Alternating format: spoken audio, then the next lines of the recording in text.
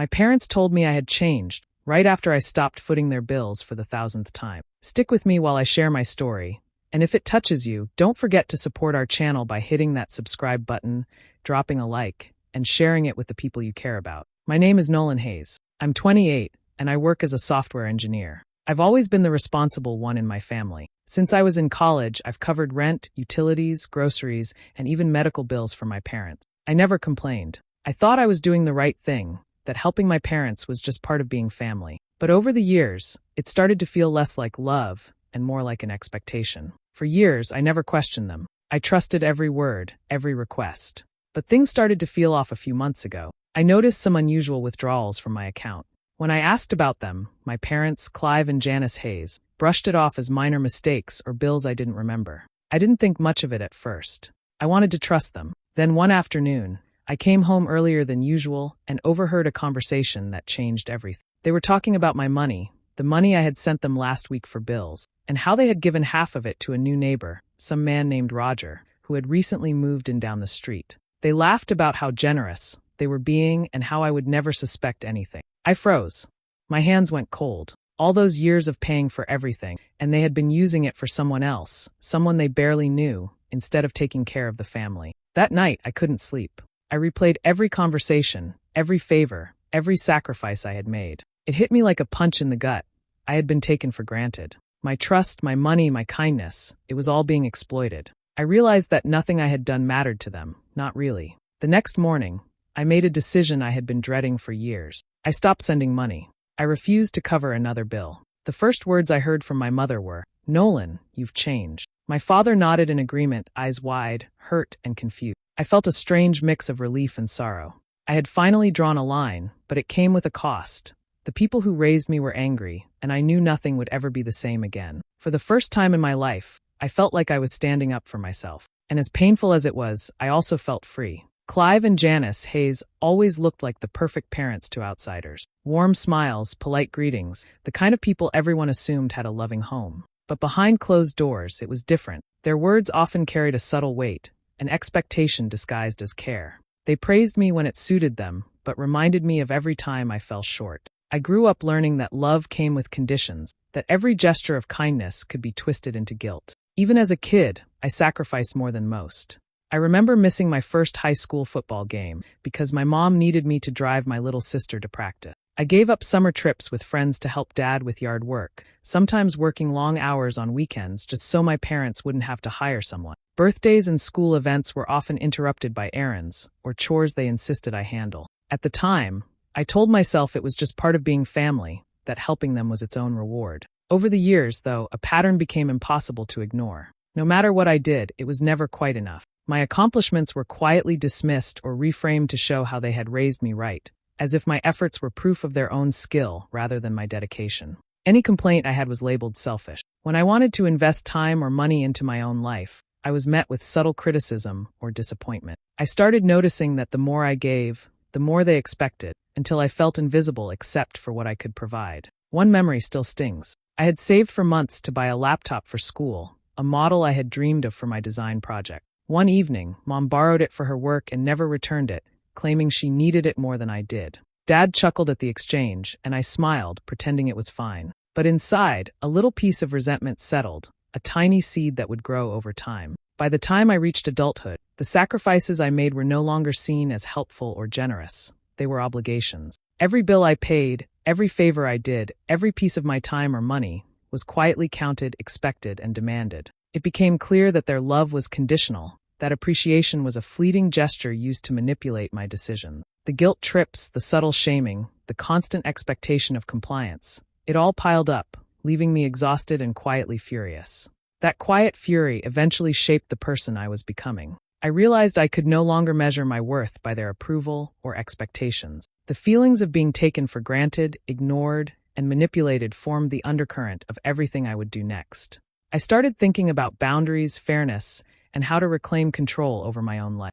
It was late one evening when I returned home earlier than usual, hoping to surprise my parents with dinner. The moment I stepped into the hallway, voices carried from the living room. At first, I thought it was a normal conversation, but as I crept closer, the words cut through me like a blade. "They think they're so independent," Mom said, her voice sharp with amusement. Our golden son, and he doesn't even realize how much he owes us. Dad chuckled, the sound twisting my stomach. He's completely ungrateful. After everything we've done, he acts like we're the problem. I froze. For a moment, I couldn't breathe. They were talking about me, mocking me in my own home. I had always trusted them, assumed that their praise was genuine, that their love was unconditional. But this was different. The words weren't just careless. They were deliberate, scornful, like a secret script they had been rehearsing behind my back. I sank against the wall, hidden in the shadow of the hallway, listening as they continued. They laughed over my sacrifices, the bills I had quietly covered, the nights I stayed awake worrying about their needs. Every moment I had thought I was helping out of love, every time I believed they appreciated my efforts, had been twisted into evidence of my debt to them. They didn't even bother hiding the contempt. If he had any sense, he'd realize we've given him everything. He thinks he can walk away, but he owes us more than he knows, Mom said. The realization hit me like a wave of ice. I had been manipulated for years. Every guilt-laden comment, every reminder of what they had done for me, was carefully engineered to keep me under their control. My independence, my choices, my attempts at self-respect, they had been met not with encouragement, but with ridicule, and I had never seen it clearly until that moment. I felt a strange mix of anger and sorrow. Anger at their cruelty, sorrow for the lost trust, for the years I had given without receiving honesty in return.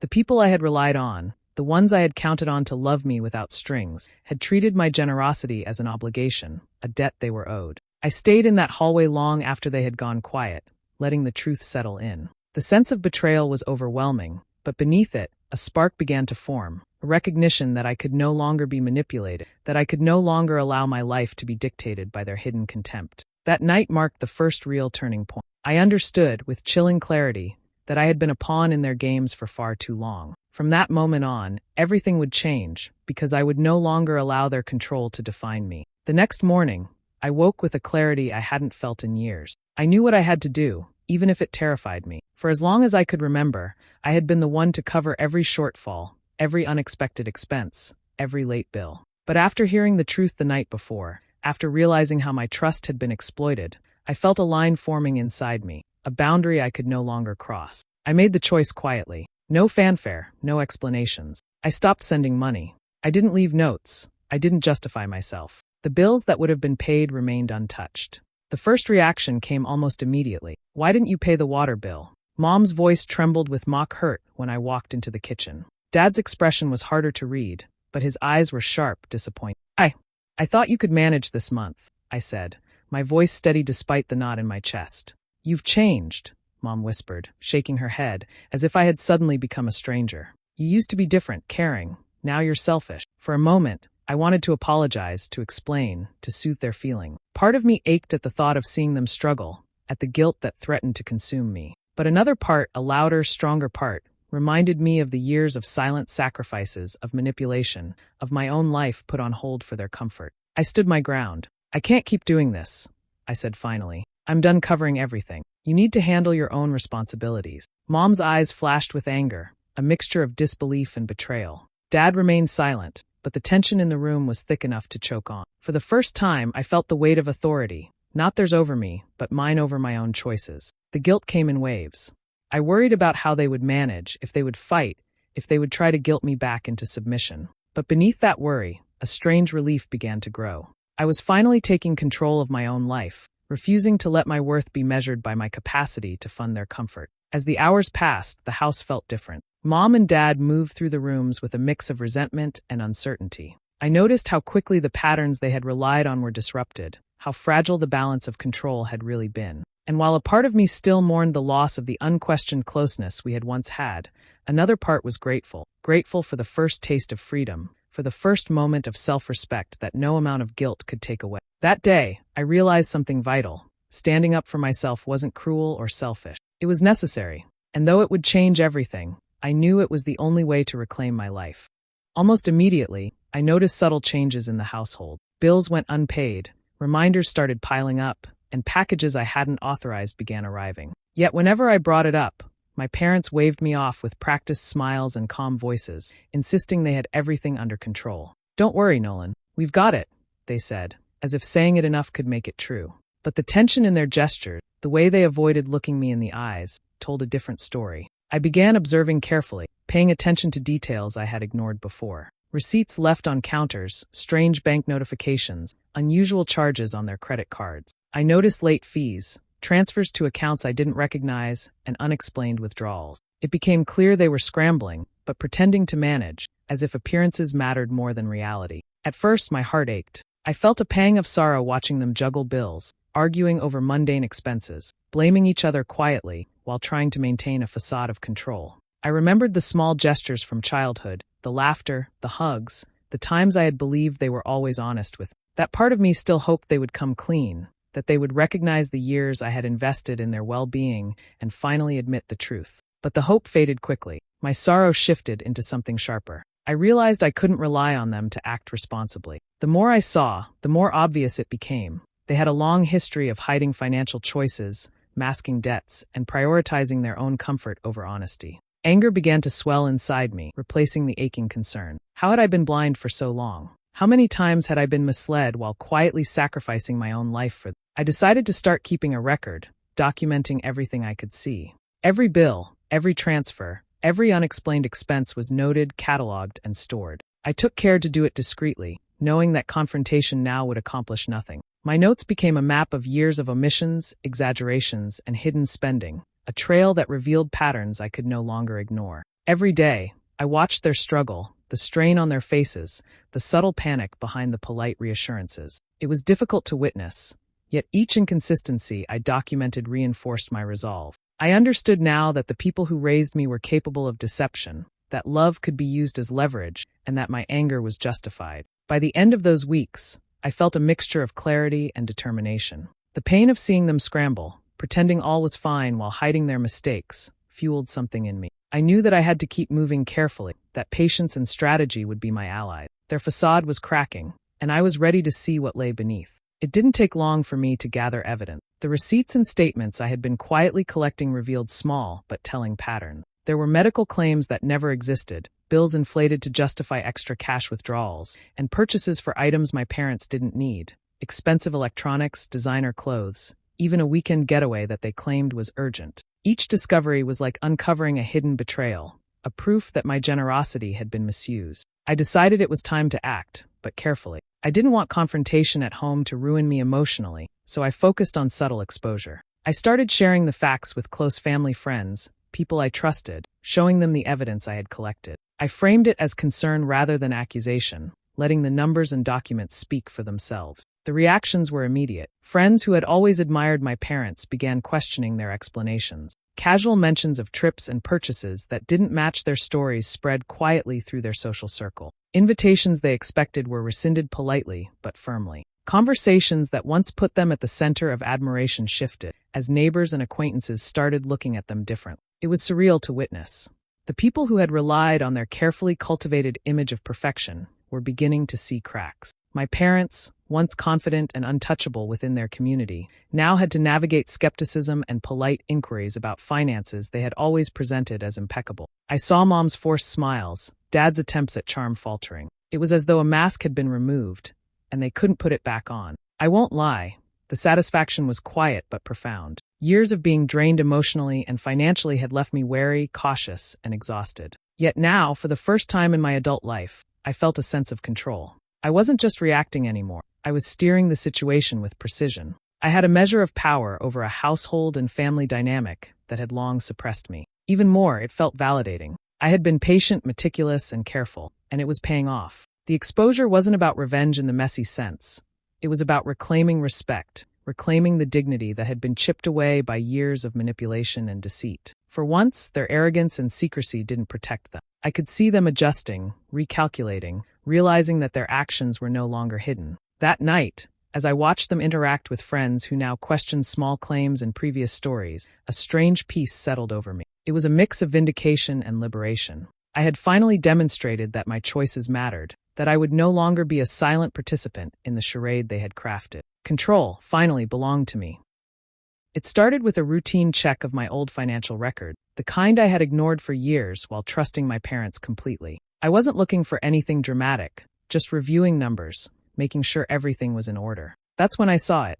A withdrawal from my college fund, dated 5 years ago, labeled as educational expenses. But the destination was anything but school-related. My heart froze as I dug deeper. Receipts, travel bookings, hotel confirmations. It was all there. My parents had used the money I had saved for my education for a luxury trip to Europe. A trip they never mentioned, a trip I had unknowingly financed. Memories came flooding back. I remembered countless nights staying up to study while they asked me to handle errands or cover bills. I recalled summer jobs I took, not for fun or experience, but to contribute extra money to the household. I remembered every personal goal postponed, every small victory downplayed, every achievement quietly dismissed as if it was expected rather than earned. Now it became painfully clear. Those sacrifices had not only been taken for granted, they had been exploited. I saw the pattern with crystal clarity. Every compliment I had received growing up was conditional, every request framed to make me feel obligated. I realized now that my parents had built a system of control,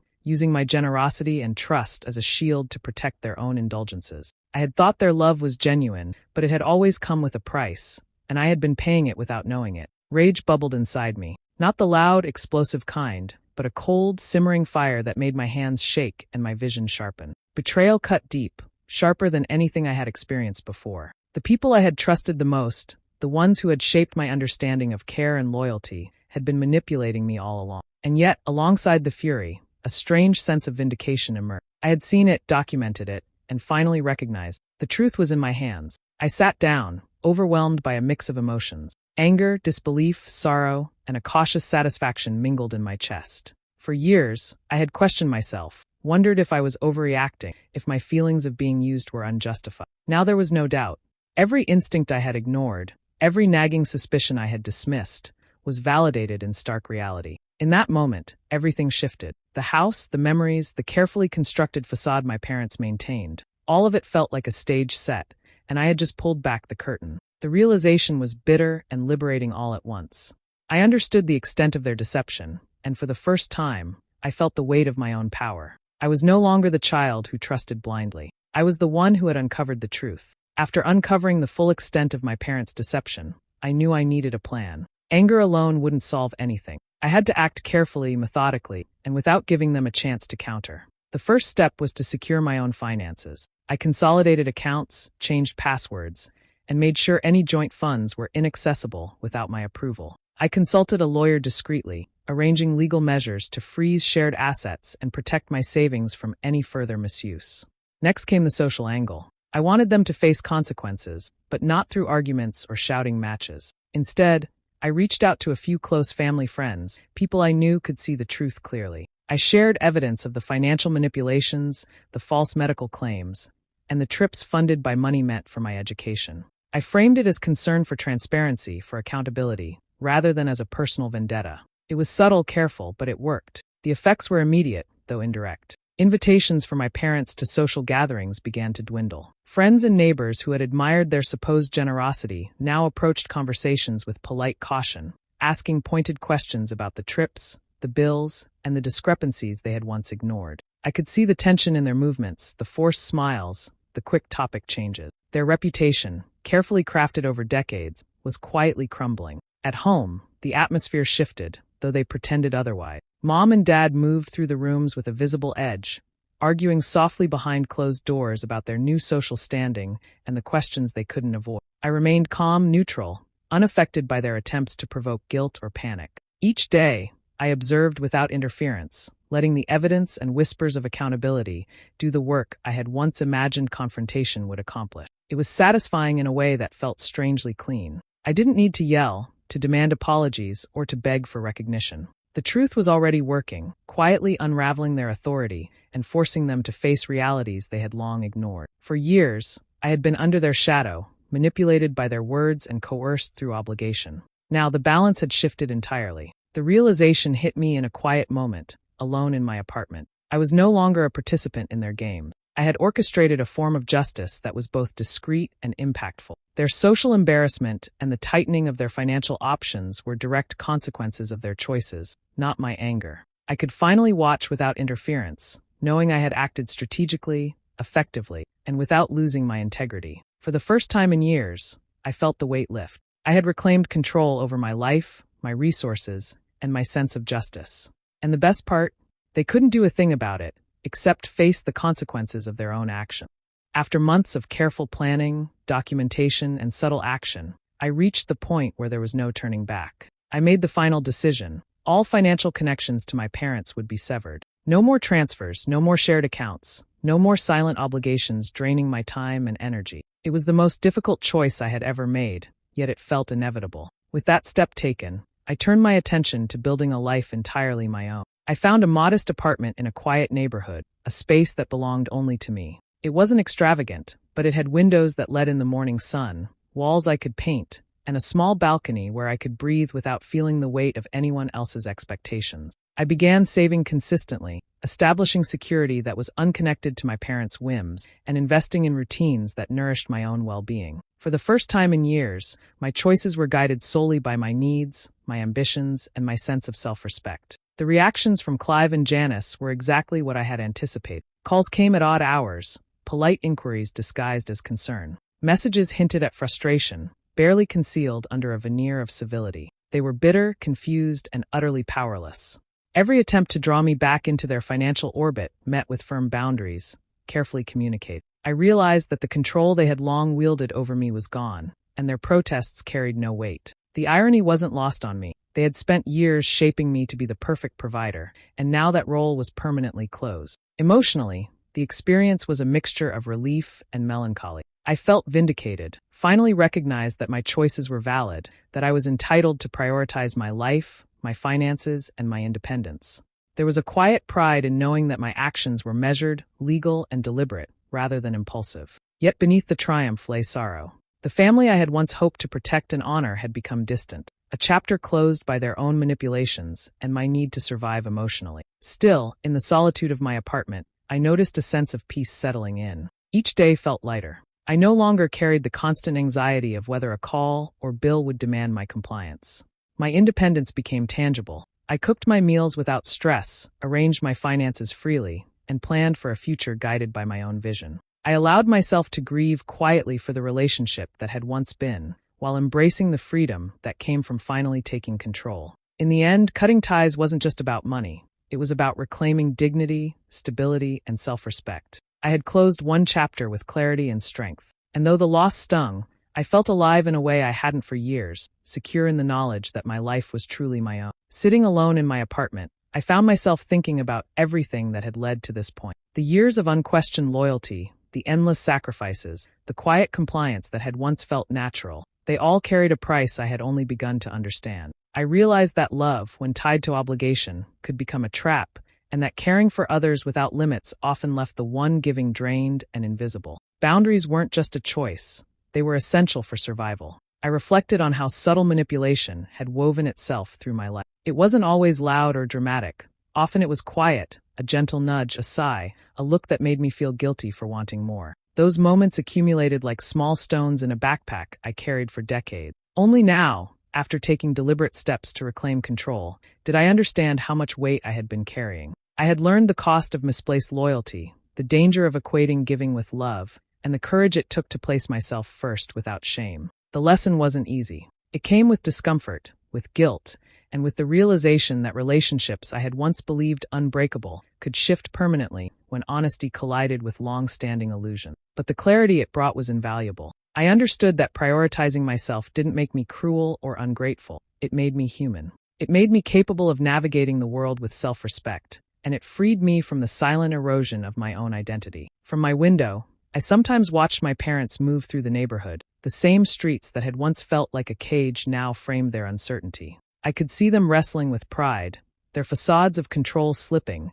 as they confronted the consequences of their actions. I felt no triumph in their discomfort, only a sober awareness that my decisions had created space for honesty and accountability, even if it had come at the cost of closeness. In the quiet evenings, I reminded myself of the truth I had discovered. Sometimes the hardest love is the one where you learn to put yourself first. Protecting your well-being, safeguarding your dignity, and establishing limits are acts of courage, not selfishness. The balance between compassion and self-preservation is delicate, and it took me years to navigate. As the sun set over the city, I felt a mix of emotions, freedom, relief, and a faint ache for what was lost. I was finally living life on my own terms, independent and cautious, but fully awake to my own needs. In that stillness, I understood that the story wasn't about punishment or revenge. It was about survival, self-respect, and the quiet power that comes from choosing oneself, even when it means walking away from the ones you love most. And from a distance, I watched, knowing that some lessons are learned only through loss, and some freedom only comes after claiming it for yourself. Do you think I did the right thing by cutting ties with my parents, or should I have given them another chance? I'd love to hear your thoughts. Subscribe and hit the bell for more stories like mine.